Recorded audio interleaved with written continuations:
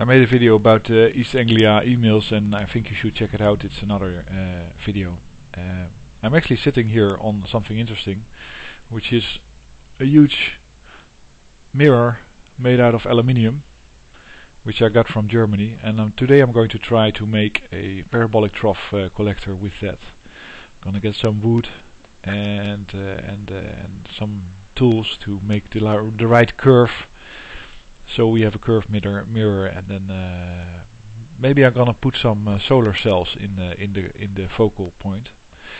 And it's amazing to see how easy it would be to go zero carbon. That should be the goal. You should go carbon neutral. That's also good, of course, as long as you don't burn anything. That's basically the whole point of the exercise, because burning stuff brings carbon dioxide in the atmosphere.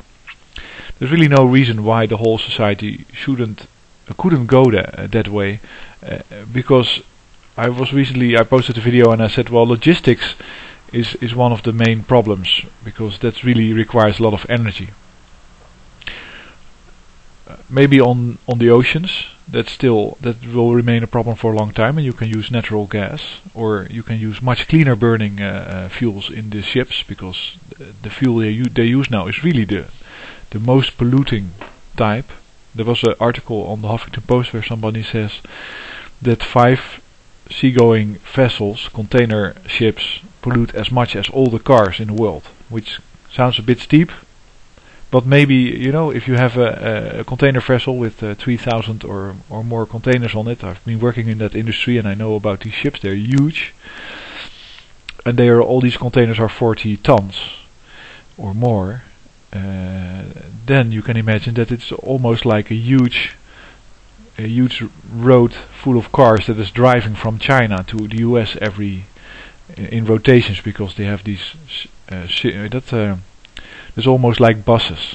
Like there are 5 ships on rotation on the same route, and they're going around the same route, and then you have the transatlantic rotation and the Mediterranean rotation and the rotation from Salalah to India, and etc., and within the Asian area. And that's all, you could all equate that to trucks driving, and then it's like 6,000 trucks driving at the same time. That of course creates a lot of pollution, especially when you burn the most polluting oil. So that's something that should be addressed. If they use afterburners on those ships for the fumes that are emitted, it might be good. It might be a good thing if they pump it into the seawater instead of polluting it into the air, because the animals in the sea usually can do a lot with carbon dioxide and the minerals that are also in the fuel. Anyway, but for trucking on the road, you could have a very simple solution, which is the batteries that I talked about in the other video. And then if you want to charge them, you can simply use the same system that trains use with electricity from above, but you can use it on the ground. You make 2 rails with electricity, and you can charge these trucks as they are driving over a stretch of road that has those rails. And it's really not a very dramatical thing to do. To make one of those, let's say, contacts under a truck, and then make 2 rails over a large stretch of road, and then of course you have to replace the combustion engine with an electrical engine, and put a huge capacitor in it. But doing that, you can both make the whole use of these batteries very convenient, also for cars, of course, because you simply drive, instead of stopping to tank, you drive over a stretch of road where you pick up new power for your car. You can make it make for more efficient, and you can also simply remove a huge amount of pollution from the atmosphere. I'm working on something else which is quite funny. That's just let's say a hypothetical plan, which is about creating rain in the deserts, and I've been looking at that problem for a year now. Because if you create rain in the desert, let's say Australia is very dry. It's a huge desert area that's just nothing is growing there, almost nothing. There are some salt lakes there, but for example, if you make that area green, if you provide water for that area, because that's the only thing that's lacking, then let's say trees would grow, shrubs would grow, animals could live, etc., etc. On such a wide extent that you would capture a huge amount of carbon. And the only thing you need to do is to make it rain in those areas. You have basically I have two areas that I'm looking at. One is Australia, and the other is Africa. And for Australia, it's not that difficult actually. You have to build a pipeline of about 400 kilometers, which is a long stretch, but not long for pipelines because they're built all the time for those distances, for gas and oil.